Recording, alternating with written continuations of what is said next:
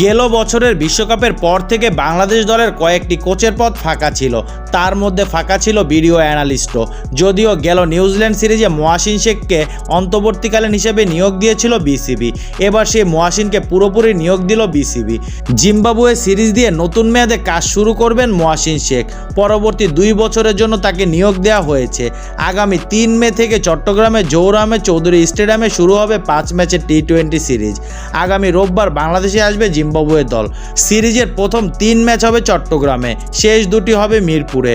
বাংলাদেশের আগে আফগানিস্তান, অস্ট্রেলিয়া, পাকিস্তান জাতীয় দলের হয়ে কাজ করেছেন তিনি। এছাড়া বিভিন্ন ফ্রাঞ্চাইজি ক্রিকেট লিগে মহাসিন শেখ পরিচিত এক নাম। বিপিএল, পিএসএল, বিগ ব্যাশ এমনকি আইপিএলেও কাজ করার অভিজ্ঞতা আছে তার।